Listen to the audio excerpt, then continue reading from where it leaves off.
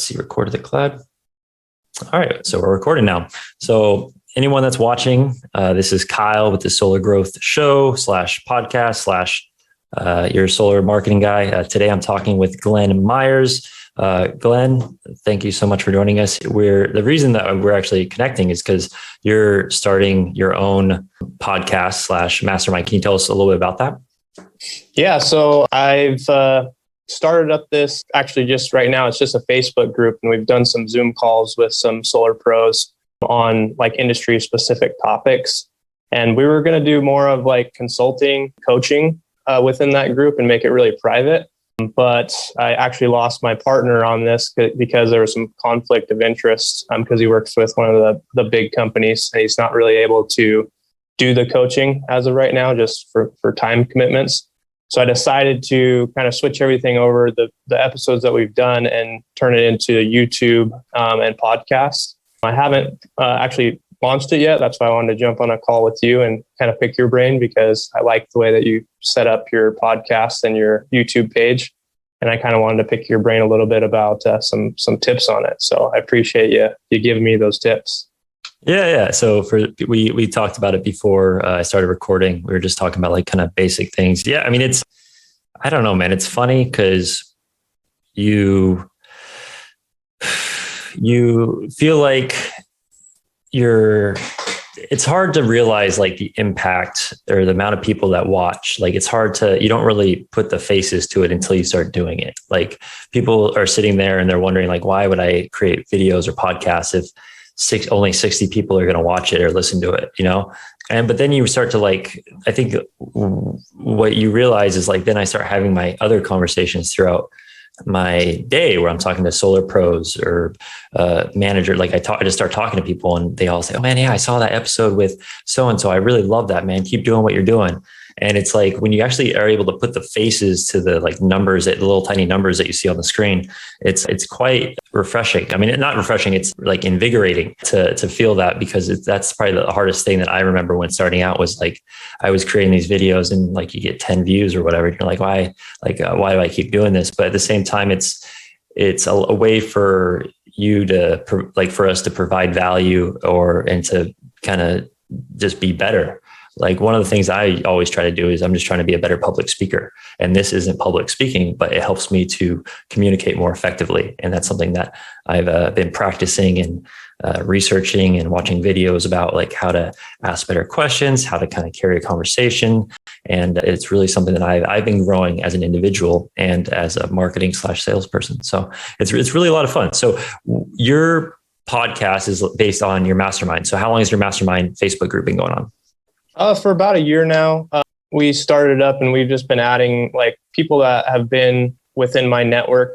I started in solar in 2014 for Vivint Solar. I actually moved across the country in the wintertime. I went from Utah all the way over to Massachusetts to go knock doors in March in the middle of winter out there. Worst storm they had in a long time.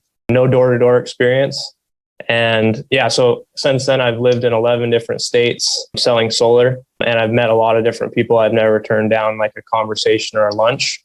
And that network obviously gave me a lot of different connections across the industry. So I was trying to figure out a way, how can I, bring everybody together and add value to multiple people. And that was my first idea, was let's start up a Facebook group and see how we can make some connections and help some sales teams get connected to installers and get connected to lead providers and maybe some tech, different things like that to try to add value back to the solar industry.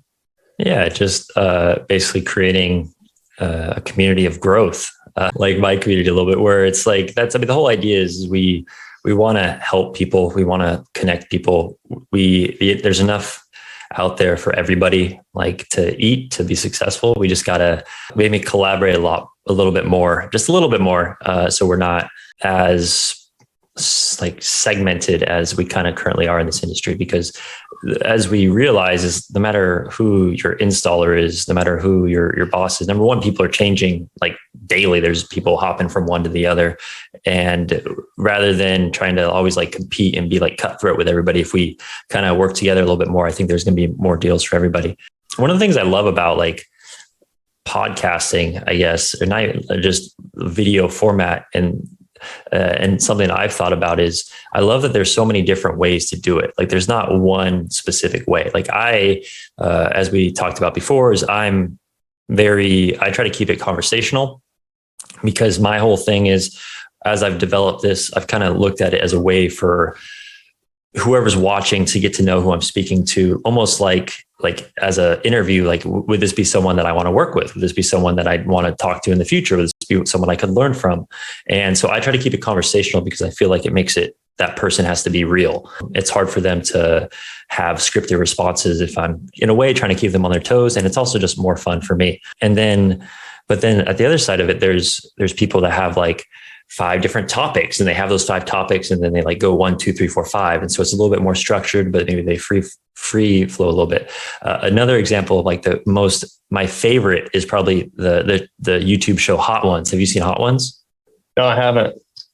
So it's a YouTube show. They interview like celebrities and stuff. And there's a bunch of like knockoffs now in different industries, but Hot Ones is basically they interview people. And the guy, Sean Evans, is probably comes up with the best questions ever. But he interviews people while they're eating hot wings, and they have like their own hot sauces from like mild all the way to like it kills you. And because of that, it just makes the interview like more entertaining. And so I've thought about that, like how can we make the same kind of content, but make it more entertaining for people, make it fun. Like another example would be like, I think you're a golf fan, right? You golf? Yeah, I love golf. Yeah. So another thing I was like, how about like, what if you did an interview sometime, or like if I started a show where like I'm talking to people as we golf and drink beer or something, like throughout the holes, we talk about solar and business and things like that. And that's something I would love to do in the future. Just is a lot more work to record that. And that's something that is interesting, but I love that there's so many different formats. And so hopefully you're really going to be able to kind of figure out what's going to work best for you, and have some fun with it, I think. So you've been in solar for a while. You started way back with Vivint. Like who are you working with now? And you're in Florida, I believe? Yeah. So I just moved out to Florida about a year ago. Since Vivint, I actually worked with Trinity Solar. They recruited me. They kind of headhunted me because I became a district manager pretty quick with Vivint Solar. I was a top producing rep with them out in Connecticut. Actually, they transferred me from Massachusetts to Connecticut, started up an office there, and then got recruited to New Jersey, sold with Trinity Solar as a district manager for just under a year, and then actually got recruited by Vivint again. So they like came back to me and said, hey, we'll give you this. Do you want to go back to Utah? And that's where I had a house with my wife. That's where she's from.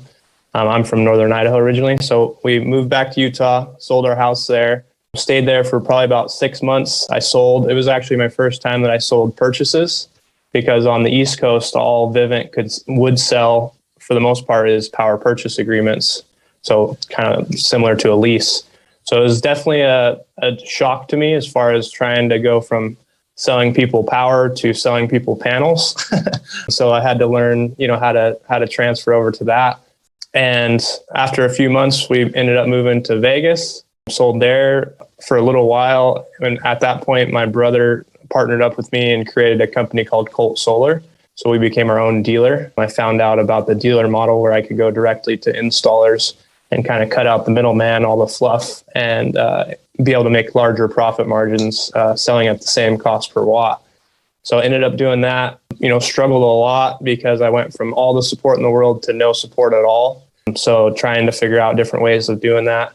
But to answer your question right now, I'm actually a dealer for multiple different installers because I've moved across the country. So what I've been doing is doing a lot more consulting work.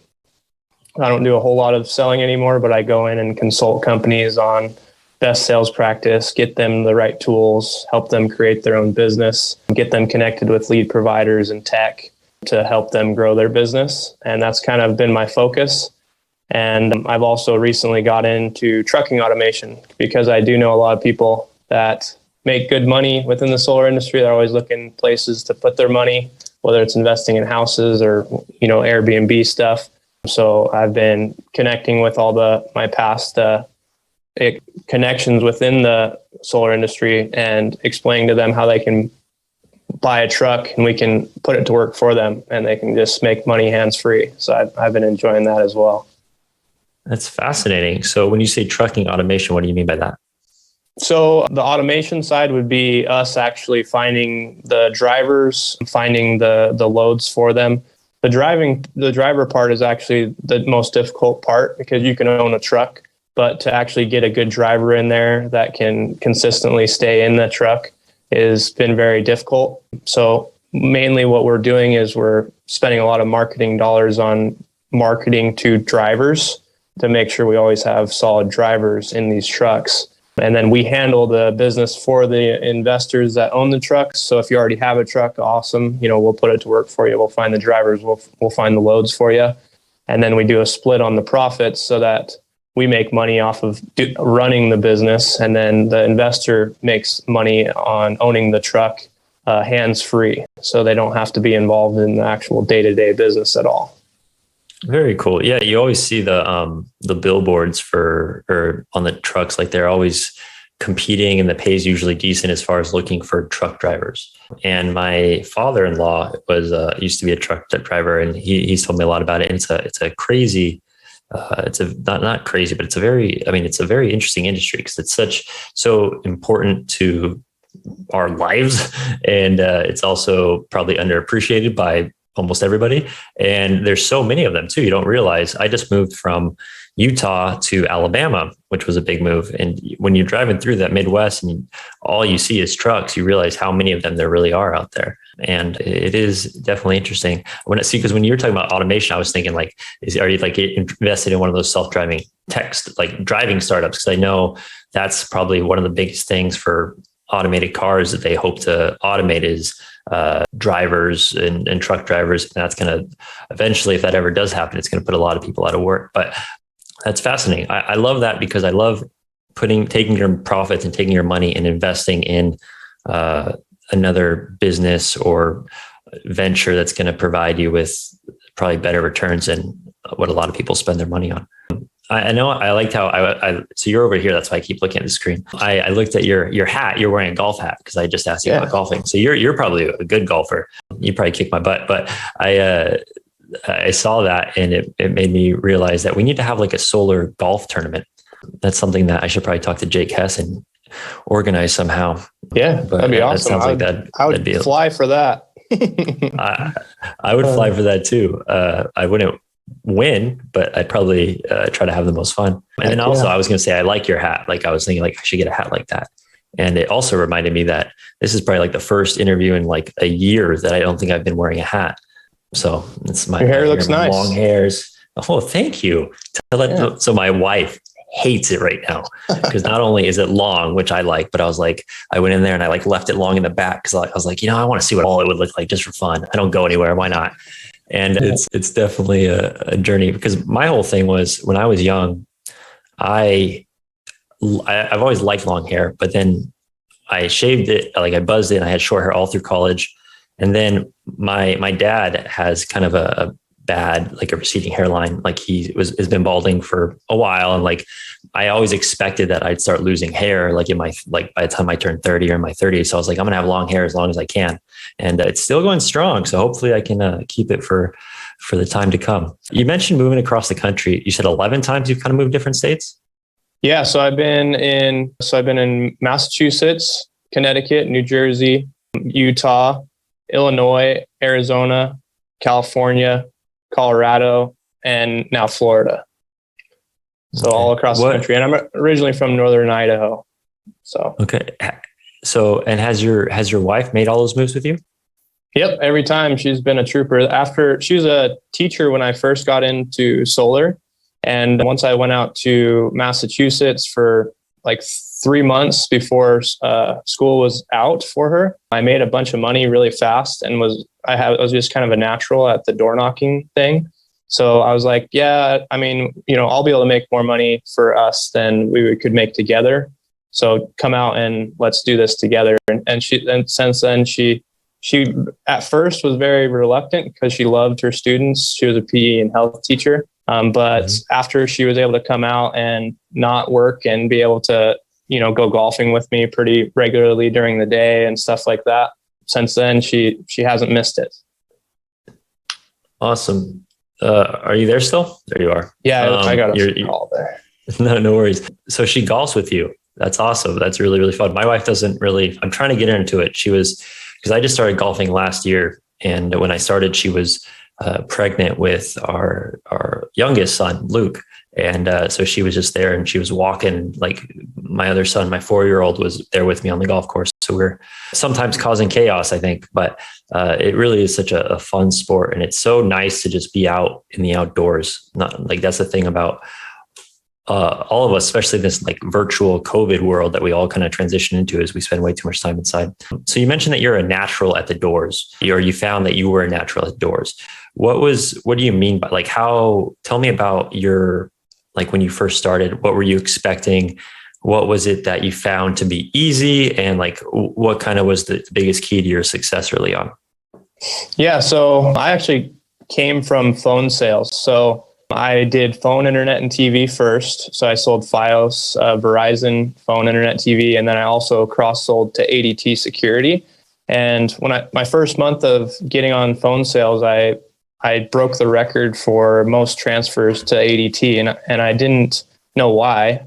I just was naturally good at, I'm fairly monotone too. I think that probably helps me, where I never really get excited. I have the same tone of voice throughout the entire conversation. So I feel like I have a voice that people kind of trust me automatically. And I didn't realize that till I got into sales and, just naturally was able to make good conversation with people. I think because my dad would always talk to everybody, I wasn't afraid to talk to new people. Like I grew up around my dad, all the time. And I think that probably helped me a lot. But to get to your question, as far as like, what was easy? The easy part for me would be just actually once I was out there and I was in front of somebody, I was able to relate to them. Like I've always been able to talk about them instead of myself because I was really interested in them. And coming from Utah and moving all the way to Massachusetts, I think people could kind of feel that. I would tell them right away, like, yeah, oh my gosh, it's freezing out here. Like, this is so cool. And I was excited about, something new. So I think that's probably what helped me. Yeah, I think it sounds like you had an authentic interest in them. Some people try to fake that, and it's better than not trying to fake it, but it's hard to really connect with people if they get the sense that you're not really interested. But it's interesting that you mentioned your monotone, because when I heard your voice, and I know that you're a successful, great door knocker, you have a different energy than a lot of people that I talk to that have had success on the doors. You're because of that monotone voice, but it sounds like that hasn't necessarily held you back at all, which is awesome, because I do think everyone kind of has to get comfortable and kind of find their own style and figure out how they're going to make it work. Because whether you're loud and energized or you're a little bit more subdued and quiet, you can still find ways to connect with the customer, because when you focus on them, and if you're focusing on them, it really doesn't matter. But tell me, what did you find was the, like, I guess what currently, like what pitch do you use on the door currently? You don't have to give all the details, but like, what is the approach or the recommended advice that you would give to someone if they came to work for you and were just starting?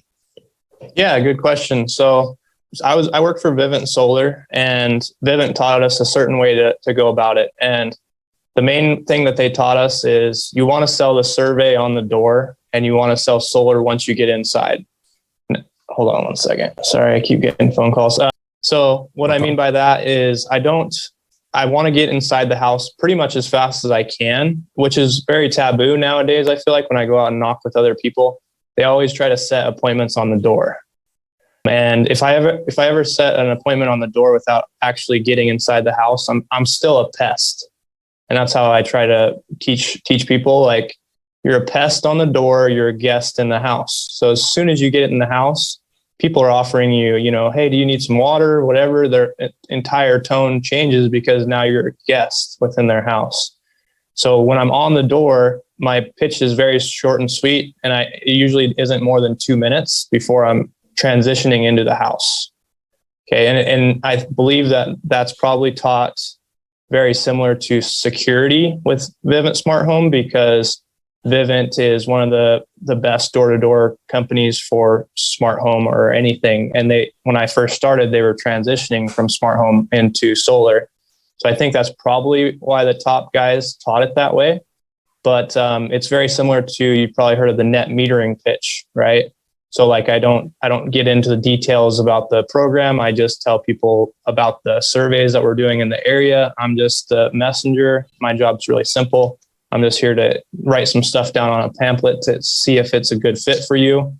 And then if people have objections, then, I'll pull back and then I'll go back again. So I have a pitch structure, but it's not the same at every door. It sounds like, though, it is similar to most people, where it's when you hit the objection, it's looping back, addressing their concern, and then once again pushing forward, similar to Jordan Belfort's straight line system, I guess, which is really just most sales. But the idea being that you're able to consecutively go for the close, but in that situation, the close isn't closing the deal; it's just closing that site survey appointment. A lot of things that you mentioned is great, because I guess one of the challenges, or some people hear that and they think, oh, okay, well, we don't have to go into the details, and they just don't even worry about the details. And it's not necessarily that you need to know the details, but you don't need to give the customer those details unless the customer makes it 100% that they want to hear it. Because a lot of times when we get into that stuff, even net metering can be a little bit complicated for them. And not that net metering, that's bad to get complicated, but until you've built up that trust, they're not going to really listen to anything that you have to say because you haven't built enough value yet. What about when you're on the doors and you're going in, do you ever do same day closes? Do you always push for that next appointment? How does that, if you ever do that, how does it usually present itself? Yeah, good question. So when I first started in the industry, it was a little bit different. We would go in the house and we would sell them on the survey, and we can't really close them until the house was surveyed first. So we would sell the survey, we would get a letter of intent. They weren't really signing an actual contract at that point. I believe they were just signing the intent to see if they can progress, because with most solar companies, until there's actually work done on your house, you're not 100% locked into that. So you could go through all of the process. We pay for a truck to roll out and survey the house. And then after the point that everything is done, you say, okay, I'm ready to move forward. Here's the final design.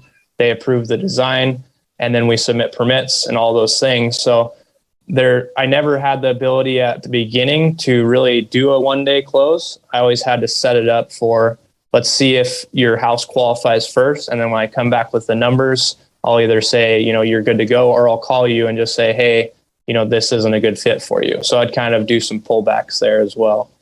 So to answer your question, at that time, I never did same day closes, but after a while, once I got into the industry where we didn't have to do the site surveys first, and we could just pull up a design on our iPad, then at that point, I would do for same day closes, but I don't believe that they're as sticky, because you haven't created enough time with that person, enough, FaceTime. Yeah. And one of the things that a lot of solar pros are lacking in too is the ongoing follow-up and the continuing the relationship. And sometimes with those same day closes, they are in and out in one day, and then they don't even follow up with them for months, if ever. And that's kind of where those customers get that shadow of doubt in their mind, and that's what leads to higher cancellation rates. What is your how do you, because from what I've gathered so far, it seems like you're building a relationship with the customers. You become their friend. You obviously show an interest in them, and you're really working on that bond. So when you're communicating with them post site survey, before install, after install, what is your communication usually like? Is it text messaging? Is it phone calls? Do you what kind of updates do you provide them? Do you do any gifts or anything? What is it that you do to kind of make the relationship as high quality as possible? Yeah, good question. So it's the more communication, the better. And if I'm in the area, I'll stop by and just tell them, hey, I'm meeting with your neighbors down here. I just want to make sure you didn't have any additional questions on the process. And one of the main things that I try to teach people is you want to set proper expectations and under promise and over deliver. So if, say, your installation or your time from sell to install in an area is usually 4 to 6 weeks, I'm not going to tell them that because some things can happen. All like way under promise. So I'll say, hey, it's going to be 8 to 12 weeks before you're installed. We have a lot of people in the area that want solar, and I'll kind of hype up that part of it, that it's just a part of the process. But don't worry, we'll get you installed as soon as we can. And then that way, if they are installed in 4 weeks, they're super happy. Because if you do it the opposite way and you're like, it's 4 to 6 weeks, and then something happens and it's 12 weeks, now it's completely different customer. They're mad about the process and they're not happy about what's happened to them. 100%. You get a lot of cancellations when that happens too. It's like you said 4 to 6 weeks. It's now 8 weeks. We're still sitting here waiting. We don't have our date yet or whatever it is. And at that point, they just say, I'm just over it. And that's kind of something that we see. Solar reps are obviously, a lot of times they're frustrated with the install times. They're frustrated with how long installation companies are taking. But a lot of that frustration that they get from their customers is all, once again, back to their expectations that they gave them.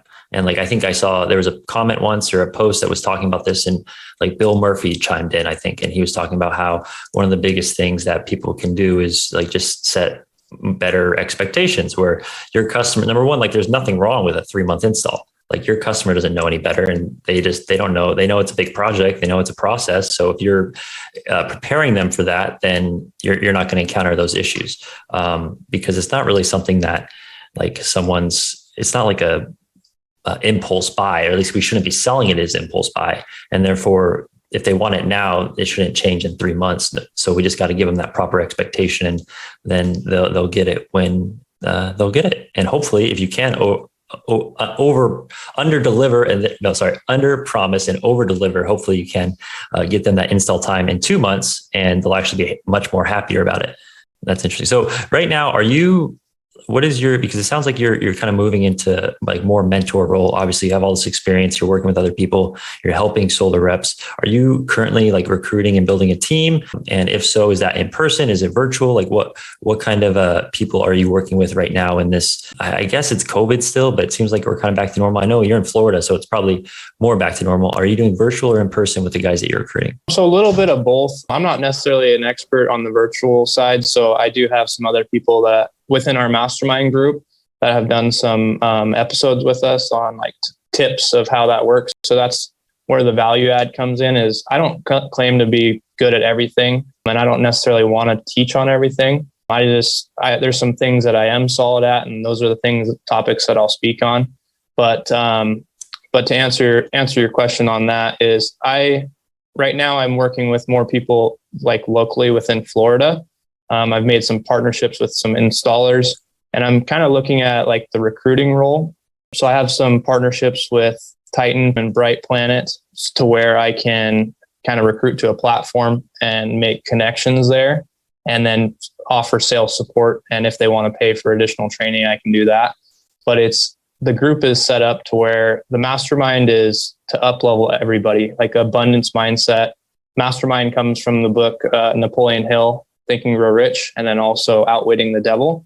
So we really focus on those topics of high tide rises all ships. And if we can pool our volume together, we can become like these large sales companies, and we can all benefit from the same volume. Like if I'm doing 100 and another guy's doing 100, now we have a combined volume of 200. So together we can both get a lower red line. So that's kind of the basics of what I'm putting together as of right now. And I'm not just limiting these dealers to one installer. I always say that, you never want to be locked in to a non-compete with any of these installers. You want to have the ability to pivot and move to different installers if need be. Yeah. And also you don't want to be with, like, if you are closing 10 plus deals a month. You don't want all those deals to necessarily be with the same exact installer. Because then if shit hits the fan and you're in a pickle, like that's all your volume and all your payment is relying upon that company. And a lot of these companies are obviously established and have been around for a while, but in the solar industry, we realize that there's a lot of companies that we thought were here for the long run that have gone out of business and left people and owed people money, and people that are still chasing down those bags. You're training your team, you're doing it in person. So tell me about the mastermind. Is it free to join? Can anyone join it? How does one go ahead and become a part of that group? Yeah, good question. So at first, when I was starting it up, I didn't really know what I was doing. So I tried to get everybody to sign a non-disclosure. And I thought maybe that could protect people, so that if a rep came in, he wouldn't be, recruited by another rep. I was trying to keep it like super tight knit. But after a while, I got some advice from some other mentors that I have of like, hey, you can't really do that because you can't promise that somebody won't be recruited. So I opened it more up. So it's kind of similar to like more of a door-to-door con type of feel where, don't recruit, but, I'm not going to make you sign any sort of non-disclosures within the group. So it is a free Facebook group right now. There's about 110 solar pros within it. We have, I think, 6 episodes. We've done all of the episodes on Zoom, and I've just uploaded the Zooms within the group. So you could like click on it and put in the password and listen to the Zooms. But I'm going to be taking all of that, and I'm going to be putting the episodes we already have onto YouTube and podcasts, and then adding to it and kind of changing the format a little bit, because at first we were like, we're going to do all this consulting and coaching, and that's what the mastermind is about. But now we're going to do all of just content, getting it out there. And if somebody wants to come directly to me and say, hey, Glenn, can you come out and coach? As long as it fits within my schedule, then we can potentially work something out. Awesome. So obviously you were inspired to do this based on books that you've read and people that you've worked with. What person in solar do you think has had like the biggest and most positive impact on your growth as a professional?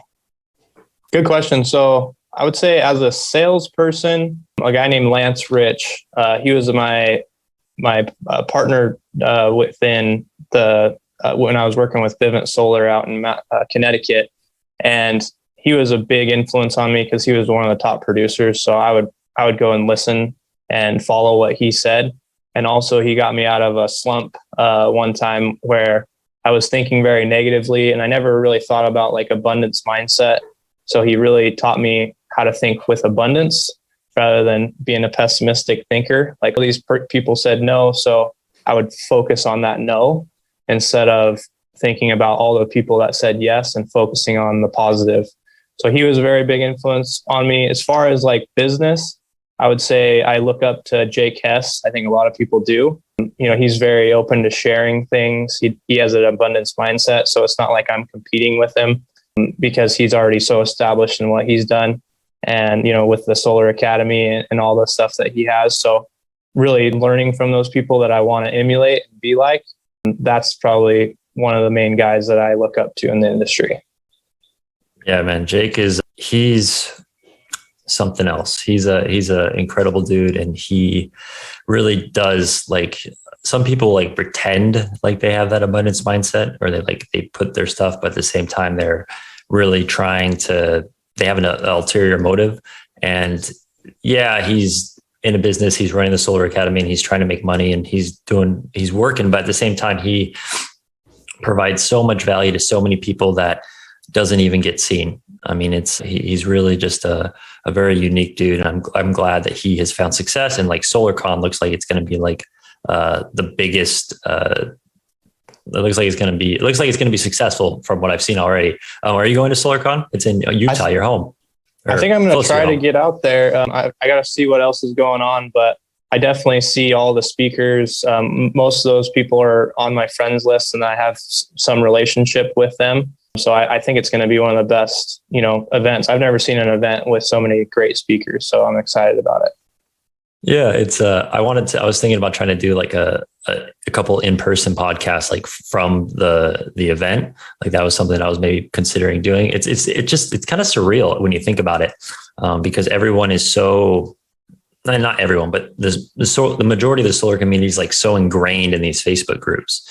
And it's like, we're not in the metaverse or anything like that, but it's just interesting to think about how few people have actually met these other people that they talk to and work with in person. And it's kind of something that, I don't know, it gives me a little anxiety because I'm a introvert for the most part. These, not as much anymore, but like doing these interviews even used to just like drain me. Like preparing for it would stress me out, and I wouldn't like the idea of talking to people. And it's still not exactly my favorite thing to do, but I've gotten better at it. But going to an event like that and like not like, hey, it's Kyle, like having to talk, hey, yeah, I know I've talked to you 100 times on Facebook. How are you doing? And like getting to know them in person. I mean, it would be overwhelming, but at the same time, it's just so cool. It's a very unique opportunity. And it's kind of surprising that we haven't really had a solar specific thing like that before. Yeah, no, I agree. I'm excited about it as well. It sounds like you read quite a bit, or you have read in the past. What book is what book are you reading currently? And what book do you think has kind of been one of the best for your development over the last few years?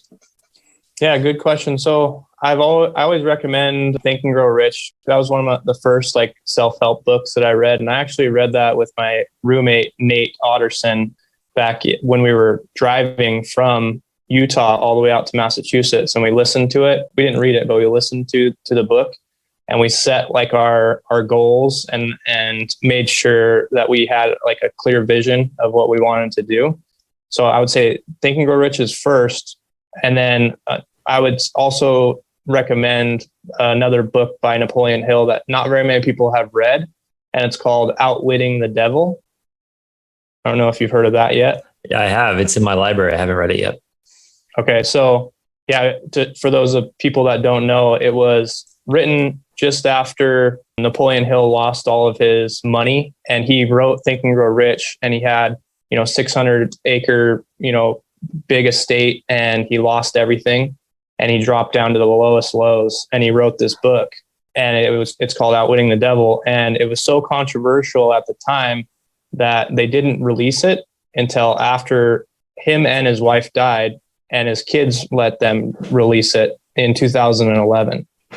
So listening to that book, and like I grew up in the church, so I have certain things that I understand within, religion.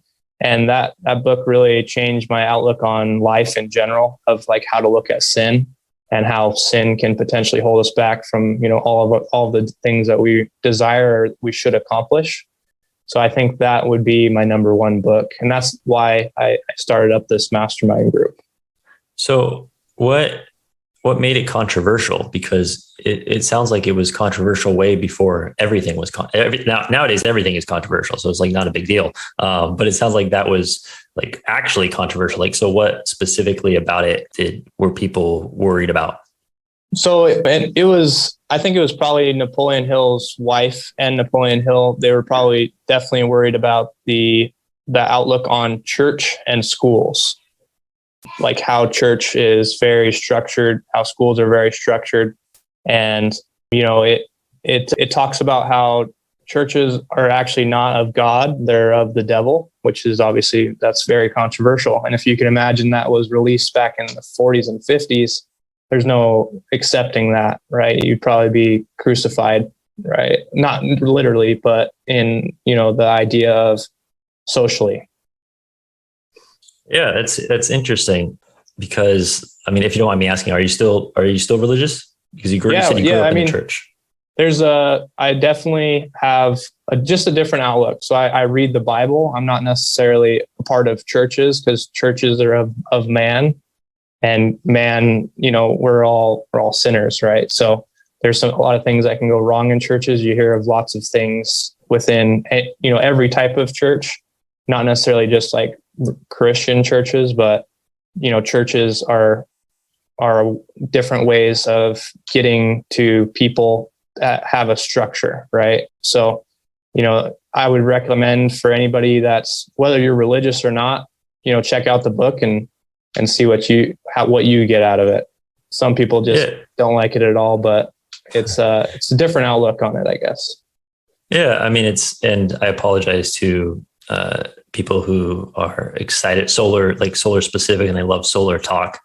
This is obviously a little tangent, but it's interesting because I love Napoleon Hill. Think and Grow Rich is definitely not necessarily the most you're not going to get like the most like practical like steps to like do this now, do this now, do this now, but it's more about helping you to change your mindset. And obviously he was principles. He was probably one of the first self-help people decades before the rest of self-help people kind of even made their way. He like paved the way for other people to share their principles and lessons to success. But that is interesting because I too grew up in the church, and I would say that I am very similar to you, where I don't go to church. I don't necessarily like participate in church, but I would say I am religious. I believe in God as anybody. Like whenever the goings get tough and you find yourself looking for something, like I believe he's out there. I don't want my kids to believe he's out there, but at the same time, I did see a lot of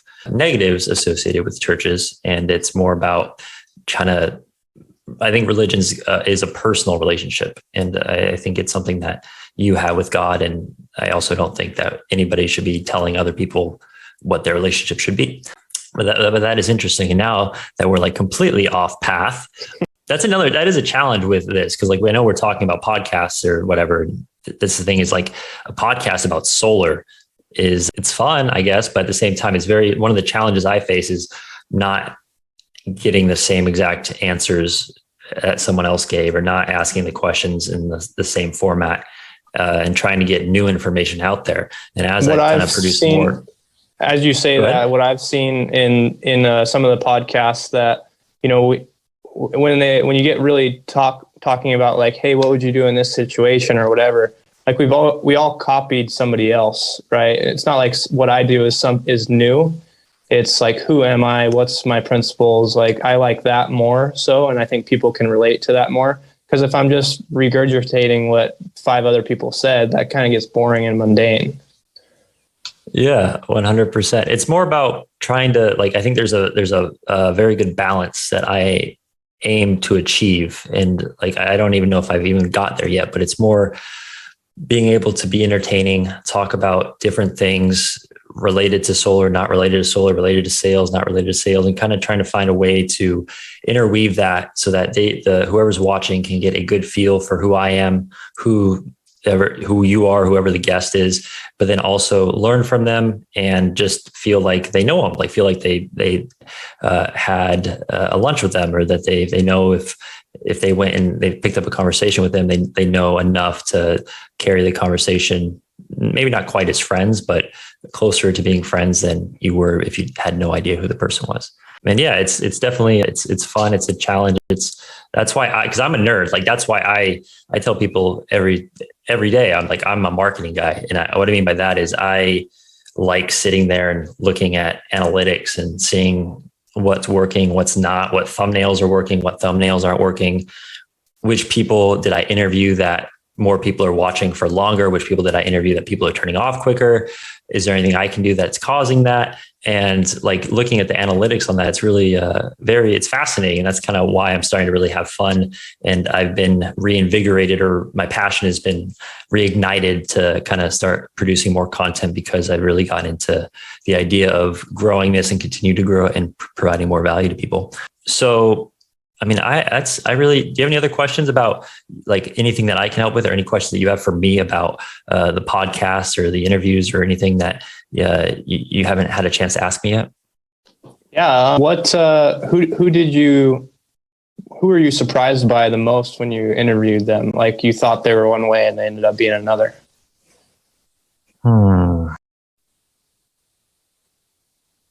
That's tough, man. Let me think. I'm trying to remember like every single person that I've interviewed. I think one of my last interviews with Tyler McAllister, I think he really blew me away, but that was because I didn't really know much about him at that point. Like, what happened was he had been on Solar Objections with Joe, and then Joe reached out to me and was like, hey, would you want to interview Tyler? He's going to be a speaker at SolarCon. I was like, sure. Yeah. Why not? So I didn't really necessarily I didn't go out of my way and like find this guy and invite. So I think he surprised me the most just because I wasn't really ready for that. And then, I mean, there's a couple, I would say the other two that stand out would be Kenneth Perry and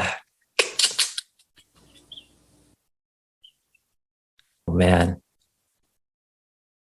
I don't know. I would say Kenneth Perry, Tyler McAllister, and those two probably were the ones that were the big, not necessarily the biggest surprises, but the ones that I wasn't 100% sure what to expect. And I think because of that, I think I like enjoyed learning about them during the interview and like as it unfolded, and I was able to really kind of meet them just like the audience was. And that those were probably two of the interviews that stand out to me as super, very memorable. But yeah, and then a lot of times you get people where they're like, I know about him and they're like exactly what I would expect. Like Solar Joe, by the time I interviewed him, I had talked to him a bunch before. I'd seen his podcast, and he's super valuable. He's great. He has the, that energy and able to bring it up. And he was someone that just because he didn't surprise me, it was still probably one of my favorite episodes were the two that I did with him. So, that's awesome. Yeah. I think the other thing I've been trying to, I guess, ultimately it gets to a point where I would love to continue, but maybe slightly, how do I expand from like non-solar? Not that there's anything wrong with solar, but at the same time, if I get to 100 episodes, it kind of gets to a point where even if we're talking to people in the solar industry, it's something that can't continue. But what I'm finding is I enjoy the podcast and the interviewing and the talking to people so much that I want to find ways to talk to people about other things that I might be passionate about, or at least other businesses, and try to learn and get to a point where I can be a knowledgeable or just be knowledgeable about more things. Because like you were saying, you don't pretend to be the expert in everything. I really don't I don't want to be the expert in anything, but I like to talk to people that are the experts in random stuff and that can help and teach people that are in my audience, which right now is mostly solar people, but I would obviously like to grow that into the future too. So if anyone wants to join your mastermind, how do they do that? Do they just message you on Facebook? Yeah, that's the best way to do it. Right now, myself and Matt Crowther are admins, and we can add people. So you'd have to be a friend with me, and then I can add you to the group. But hopefully soon we can be able to get everything out. I'm pretty sure I'm going to call the YouTube page and podcast GKM Solar Mastermind. So if anybody wants to save that and be able to search it in the future once we release everything, you guys will be able to find us there. And I like your polo has it on there too. GK Solar Mastermind. It's a nice looking polo. My wife it's a made good polo. Nice. And I assume it's a good polo for golfing too. So it hits both of your passions, both of my passions. Let me ask you a random question, which is so how long have you been golfing? So on and off for 10 years, the last 6 years when I got into solar, I've golfed more. In the last 2 years, I've golfed a bunch. Okay. So I started golfing late last summer and I just absolutely fell in love with it. I was golfing 3-4 times a week in the last weeks of summer. And I was just obsessed. It was partly because I was taking my 3-year-old and we had a newborn at home. And I was like, we have to get out of the house just to give mom a break. So I took him and we went golfing and we had the best time. What do you think? What does a good golfer and a good solar rep have in common? What's the quality or the trait or the skill that you think kind of translates most from having a good golf game to being a successful sales rep? So I would say I can kind of relate it. I can relate golf to life in many different ways, but one of the main ways would be, patience and knowing that you're not going to be good at it necessarily right away. So you're going to have to develop some skills and make sure that you are learning from the right people, because say if you're golfing all the time, but you're never taught how to do it right, you'll never get better. You'll just get better at the same thing of being bad, like shanking the ball. So if you can find somebody that's really good and ask them questions and have them look at your swing or look at your door pitch, and you can get input that way and always keep getting input, because your game will develop over time. So you'll get good at one thing, but another thing will suck, right? So like you'll be really good at putting, but your chipping is really bad, or your driver, you can't get off the tee box. So you can relate that to all of solar sales as well, because maybe your pitch is really getting good, but then you're lackadaisical on the closing part. So you got a lot more appointments, but now your closing ratios are bad, right? So you want to always be growing and looking at where you're struggling and work on those things as well. Yeah, I think there's the possibilities for like lessons or whatever is probably endless. I think some of the biggest ones that I love about golf is there's always the next hole. Like there's always another hole. Like no matter what, you could double, triple bogey this one, you could screw up your shot, and you know that you're able to still move forward. There's going to be another chance for you to hit that, because most of the time we're not really like super competing against other people. A lot of times what we're doing is we're competing against ourselves, and therefore understanding that we are going to shank it. We are going to land in the bunker. We're going to hit a ball in the water. We're going to screw those things up along the way. Just like if we're on a door, there's going to be times where we screw up our pitch. We say something wrong. We fumble, we whatever it is, we screw up. At least we know that we can reset and move on to the next hole, and we can go for our birdie or eagle or whatever it is that we're shooting for, and we can always make it work. And then the other thing too is like you were saying about the work that gets put in. A lot of people don't realize with golf is like doing things right takes a lot of time, and it's until you've actually golfed, you don't really understand that. I don't think it's easy to watch it and just say, oh, it's just a swing, and then when you actually get out there, like the small adjustments that make or break your swing or take you a lot of time of practicing. But I think the thing about golf is the time away from the course is just as important as the time on the course. So like with sales or anything like that, like, yeah, you're on the doors. But what do you do when you're not on the doors? What do you do when you're at home? What do you do? Do you role play? Do you practice? Are you watching podcasts? Are you trying to think of other objections? Like, are you writing things down, researching, finding things that you can have on you so that when a customer says something, you can say, oh, here's the answer to your question. Like those kinds of things are just as important in solar as they would be in golf, because the main thing is you just have to take as much time to prepare. And once you've prepared and you've put in the work, then you're going to find success, I think. So last question, because I'm an online marketing guy. You're obviously a door-to-door guy. I'm assuming you have worked with leads, and because you also have experience on the phones, I would hope that you possibly found some success with that. What was your experience like with online leads? Do you still use them? And then why or why not? Yeah, good question. So I really stayed away from online leads until probably about 2019 when I started my own business. Actually, it was like 2017, 2018 when I started, but we just did all door for a few years. And then when we went out to Illinois, we bought the Bill Murphy cheat code, and we learned how to do Facebook marketing. And we didn't necessarily have bad success, but it wasn't as consistent as what we would have liked. But there's also a large learning curve of getting people on the phones and making sure that they were saying the proper things.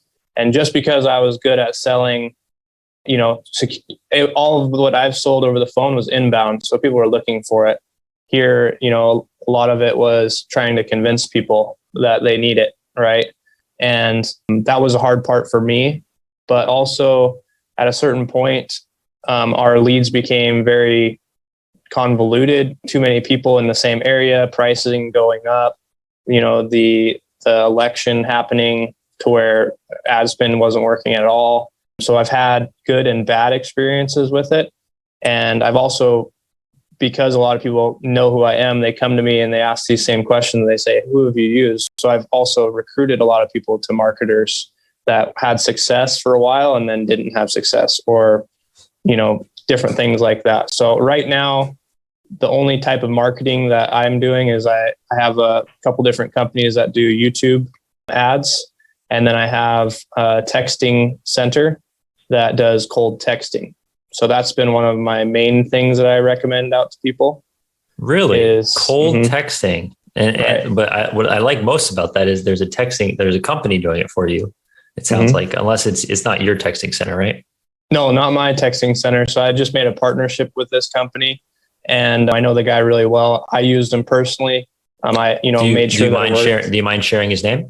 Actually, what I'm doing with this right now is I keep it really close to my chest because I know that he works really well. So Okay. if somebody wants to use it, I actually make a partnership with them and make a small profit on what they sell because it's exclusive per areas. So if I give up an area, I could be giving up, thousands and thousands of dollars. But if people want to partner with us, we make a small percentage of the profits of what you close from our texting center, and then you get our discounted pricing. So that's why I don't just hand it out. Yeah, no, that's fine. I understand that because I think that addresses a big concern because a lot of people, texting is one that a lot of people either don't utilize at all or they utilize the wrong way and They don't know. And the problem with texting is the legality of it, especially is it's tough. You have to know what you're doing. And even if you make a mistake, you're not necessarily going to get sued or in trouble, but you could. And so definitely, when you do things at scale, you have to make sure that you're doing it the right way. And therefore having a place like that or a center that can help you with that could probably take a lot of that worry or stress off of someone like my plate and take it over and hopefully get some good results. Because I do think text marketing is incredibly useful. You just got to figure out the right way to do it. Yeah, I can give you a little bit of advice on that side just from what we do. So I know the way that makes it legal is the company that texts cannot be the same company that sells the product. So that's one of the things. So that's why I have to have a separate company that's doing the texting. We have to scrub them on the do not call list, and it has to be an individual. It can't be like a W-2 employee. So all the people that are doing the texting are individual 1099 employees that are reaching out to people. And if they ask you to stop, you have to stop. That's fascinating. Because all those make sense.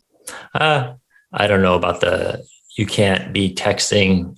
The company one is interesting, where if it's a separate company, if they don't sell solar. It's only cold, right?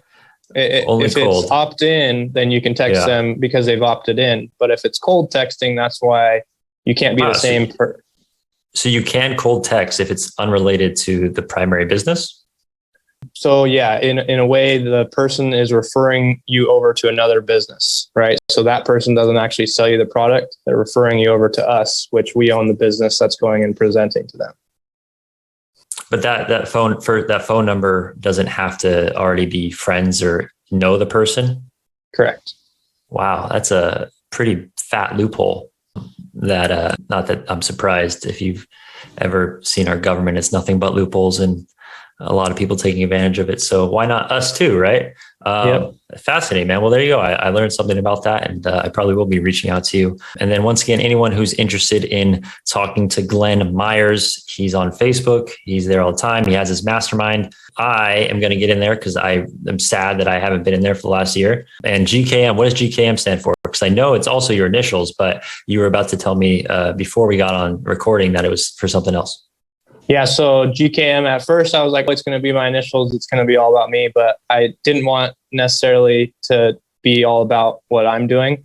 So we made it dual purpose. So it stands for gratitude, knowledge, motivation, which is big topics that we talk about within the mastermind. Awesome, man. So GKM Mastermind, Glen Myers on Facebook. Reach out to him to get more information, to ask him questions, to connect with him and work with him in the future. Glen, man, I thank you so much for your time, dude. I really do appreciate it. You're a different energy than a lot of people because you have that kind of quiet, monotone voice, I think. But at the same time, it's obvious why you have found success. And I wish you nothing but more success in the future as well. Yeah, I appreciate you having me on. All right, man. Take care. What's up, everybody? This is Kyle. Again, thank you so much for watching this episode of the Solar Growth Show.